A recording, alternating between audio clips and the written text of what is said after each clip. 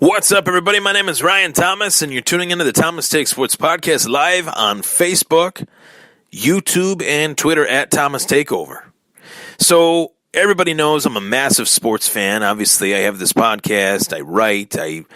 I'm so involved with the sports world, so dialed in, whether it's NFL, MMA, NHL, or Major League Baseball. It's well known. I am a highly, highly successful fantasy baseball player, and I say that with pride, pure pride, with a smile on my face. If you can't see it, you definitely hear it.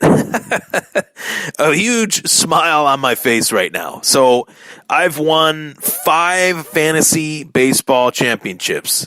5. Put the rings on one hand. 5. And I've done that based on the ability to just see talent, find young talent, find moves throughout the season that I can make to benefit my team, and also drafting well. And fantasy baseball is one story. Baseball in general is another. I love the game of baseball. So many people tell me, why are you so big on it? It's a dying sport. I 100 vehemently, whatever word it is, I've mispronounced so many words today. I do not agree with that. I just don't. And the reason why I don't agree with it at all is due to the fact that the game has so much young talent right now. It is in such good hands in terms of young stars. There's so many sports that have such a huge problem with star power. The sport I was talking about last, mixed martial arts, they have a huge star power problem. We're only talking about one guy half the time. And that's Conor McGregor. The major leagues, there's Mike Trout, there's Bryce Harper, there's Aaron Judge, there's Manny Machado, Trey Turner. There's many stars in this sport. Mookie Betts, to name a few. I don't want to rattle on and on and on, but there's a lot of stars in this sport. Chris Bryant, Anthony Rizzo. There's a lot. And most of them are in their 20s. They're young players, and they are going to be in the major leagues for a long time. So, to say the least, baseball, I think, is at a great point. I've talked about how they've been looking to change some of the rules. Some of that I agree with. Some of it I don't. Some of it I think they are right in making those decisions. Other times I think they're listening to the quote-unquote haters of the sport far too much. Far too much. Do not cater to your naysayers. Cater to your audience. Your audience likes the game. Your audience appreciates the game for what it is. Does your audience not want to spend 4 hours watching a baseball game? That's another story. Could they cut it down to 3? That'd be solid. If you see, a football game and the info button, it shows 1 to 4, you know it's going to end around 4:20 at the latest. Baseball could go much longer than that. Starts at 7, could end at 1 in the morning. That's happened. And, an extra innings game. So I get that. I understand that. And sometimes it's a little bit slow moving. The pitch clock, I like that idea. If you don't throw the ball, by the time the clock runs out, it's a ball. I don't mind that. There's a lot of rules that I've talked about that I would put together. The custom extra innings lineup idea. I like that idea. It's an extra innings game. The home team is up. They get out. They're able to customize their lineup in the extra innings. Can put out the best 3 hitters on their team, whoever they want. I like that idea. I think that's a good idea, and it's one that Rich Eisen stole from me. Stole it. So, I talked about that first, and I'm listening to the Rich Eisen show, and I'm like, what? He's stealing my idea. But I want to talk about, the World Series. We're a long, long way away from the World Series, but I've had a lot of mailbag questions sent my way of people asking me, who do I think will be in the 2018 World Series this year? There's a lot of interesting options for that, mainly due to the fact that there's so many young teams, so much talent. Last year we saw the Astros win the World Series, their first World Series in franchise history, and they did it with a stacked team, a team that they built, not a team that money bought them, a team that they built. And I got to say, I respect that. That is an art in baseball that is so overlooked by other sports and is not appreciated by other sports. Building a team the right way through the draft, through grooming players, through prospects, through all that, through the whole process, and not buying the best players, not using free agency as a shoulder to cry on. Really producing and creating talent. And that's what the Astros did last year. They also made trades. They also added to that talent, but the main core of their team was drafted by them. So good on them that they were able to do that. And the Dodgers, on the other hand, did similar things, but they have a lot of money. They have deep pockets. They can extend players and not lose those players. It was a great series, and it was a series that lasted 7 games. Some of the games in the series were some of the best I've ever watched. The World Series prior to that, the Cubs Indians, that was fantastic. Words can't even describe that series. So baseball, I think, is at a great point right now. The World Series the last 2 years has been fantastic. And I don't care about what the numbers say or the ratings. I'm going to watch it. That's all I know. And I'm going to appreciate it for what it is, admire it for what it is, respect it for what it is, and enjoy it. World Series this year. We'll have one team in the NL as always, one team in the AL. I want to go through the teams that I really like in the NL this year in 2018. 3 teams, and I want to do this with each league. 3 teams that I really like. The Cubs, the Dodgers, and my sleeper team of 2018, the Milwaukee Brewers. The reason why the sleeper team of the NL, I should say, the Brewers. Actually, I'll put 4 teams in there. 4 teams. We'll do 4 teams. Can I rewrite my rule? Yes, I can. It's my podcast. The Cubs, the Dodgers, the Nationals, and the Brewers. The Brewers are my outlier sleeper team. I think the Cubs are dominant because they just added Yu Darvish. He had a really crappy start, his first start, but he's a solid pitcher, good player. He imploded in the World Series, but I think he will have a great regular season. The Cubs have Rizzo, they have Bryant, they are loaded. And I think that their rotation took a little bit of a hit with Arrieta leaving and replacing with Darvish, but in terms of consistency, but the Cubs are the Cubs. They're a well-groomed team. They have players that fit. They are a team that piece together 1 to 9, they just make sense.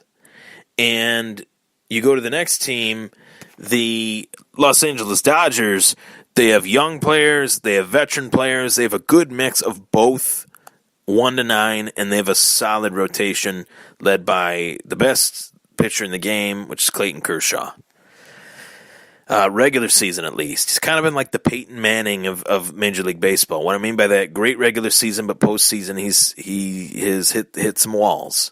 The balls have bounced off the walls, or over the walls, I should say, when he's pitching. So, in the postseason, at least. So, there's the Dodgers. There's also the Washington Nationals, who I think are good. I think they are very, very good. They have untapped potential. What I mean by that is they haven't reached their full potential. They have had great players on their team, but they just haven't gotten over that hump. Whatever that is, they just haven't been able to get past it. Scherzer, Strasburg, Gio Gonzalez, they got some pitchers. There's no doubt about that. They also got some hitters. Bryce Harper aside, Trey Turner is a guy that I really like.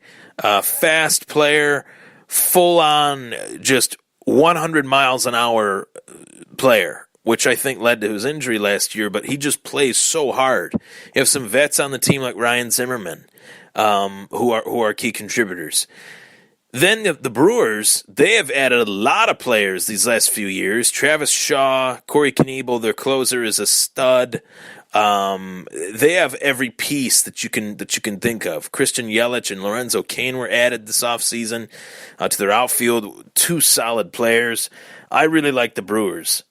But if I were to pick one team usually baseball, things change year after year. It's very tough to have the same two teams in the World Series or one of the same teams in the World Series. Outside of the Royals, a few years ago, they were one of the only teams to do it.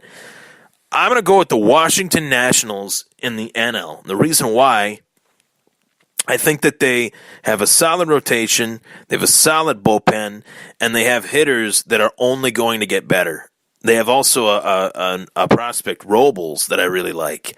I don't think he's ready yet, but maybe by the end of the season he will be. So I'll throw out the Nationals for the NL. The AL is where things get really interesting. That's my league that I follow the most due to the fact that I'm a huge Red Sox fan. The Boston Red Sox are my team. But I've talked about my worries about their bullpen. Their bullpen is terrible. There's no doubting that, and there's no sugarcoating that. The season's young, but their bullpen outside of Craig Kimbrell last year was not that great, and their bullpen outside of Craig Kimbrell is not that great this year or that much improved after a year. So I hope I'm wrong. I really do. For the sake of my fandom, I hope to be wrong on that. But as of now, I haven't seen many reasons as to why I'm not wrong. The Red Sox have had a good start to their season. I believe they're 3-1, 4-1.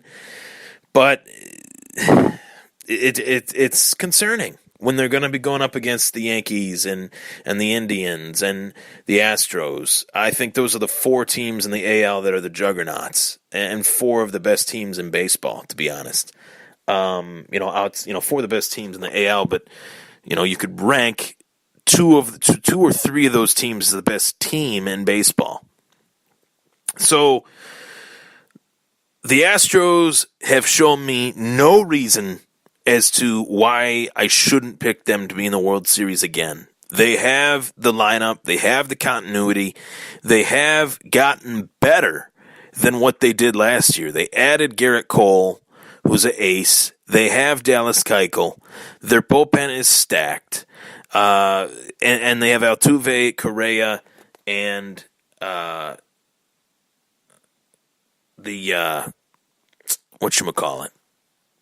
Springer. So, the Astros were studs last year. I thought they had the best hitting, the most clutch bullpen. They were fantastic. And defensively, they are just as good as anybody.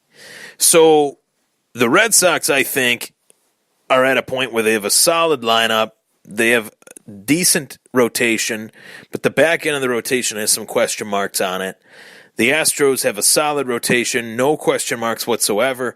The Yankees have power, but with power can come strikeouts. Stanton and Judge led the league in strikeouts last year, also had the most pop. So that is going to be interesting. I think outside of Tanaka and Severino, Sonny Gray is good. They have a three-man rotation, and that's not going to work in the grand scheme of things. It's just not. Betances is a huge question mark to me. David Robertson, I think, should be their setup guy. Even Chapman is a little bit questioned to me. I think he's got some miles on that arm that are starting to creep up. And there's too many new. I think to rely on Stanton being the player that he was with Miami, usually that doesn't happen right away. It might happen next year, but usually not year one. It takes a year or two for a guy to get his feet wet on a new team. So all that being said, I'm going with the Houston Astros as the team representing the AL. It's very tough for a team to go back to the World Series, but a team that was barely changed, that was a World Series team that got better on paper and literally with the addition of Garrett Cole, show me why I shouldn't pick the Houston Astros. There's really not many reasons to not pick the Houston Astros, even in the shortcomings that they had with some injuries and things like that. They are so deep. They have players that can play almost every position. That's very tough to compete with in the sport of baseball. So that's my pick. You got the Nationals and the Astros. I'm Ryan Thomas. Take care.